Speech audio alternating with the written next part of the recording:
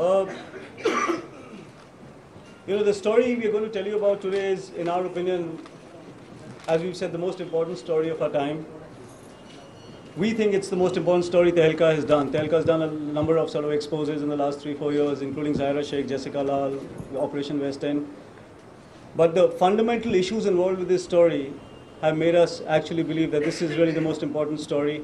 And in the issue of the magazine, which hits the stands tomorrow morning, it's a 108-page special issue only on this story. The entire 108 pages is only on this particular story, which at the moment is going to be telecast to begin with from 7 o'clock onwards on Aaj Tak and Headlines today till midnight. The story is going to be telecast. I think they've called it Operation Kalank, but we've called it The Truth, Gujarat 2002.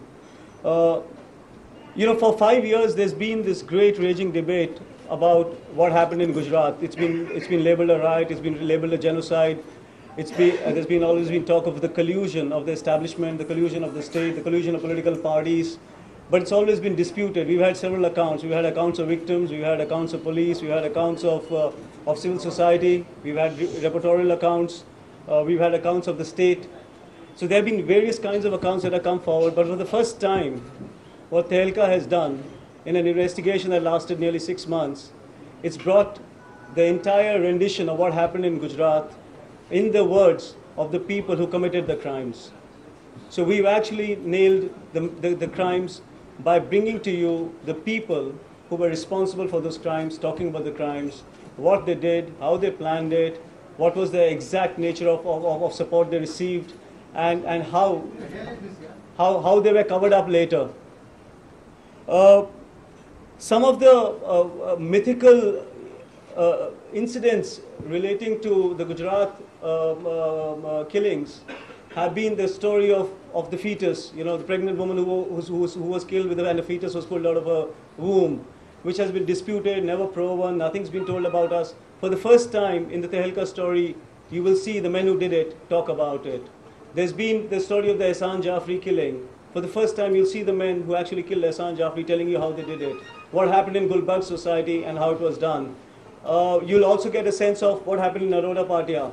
I mean, how they went about it, how groups of Muslims were actually cornered, thrown into pits, burned to death, some buried alive. I mean, these are people who committed these crimes telling you on camera about what they did, the kind of support they received. It's a very, very disturbing story. I mean, it's not a story that you can take any joy from.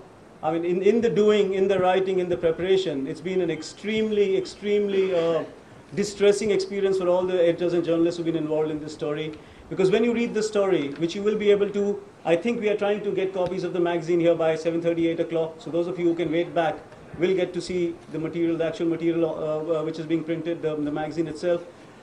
It's extremely distressing to read when you go through the transcripts, when you read the accounts of these people, that there is a complete absence of any remorse. I mean, in a way, I think what the story reveals is the kind of people we have become. I don't think at the end of the day it's just a story about some groups, some rump groups of the Sangh Parivar, the Bajrang Dal, the VHP, the support they got from the ruling state government. It's definitely a story about them, and it calls for a reckoning. It calls for justice, it calls for a reckoning. But when you read it, you will also see that the absence of remorse suggests that something deeper is amiss.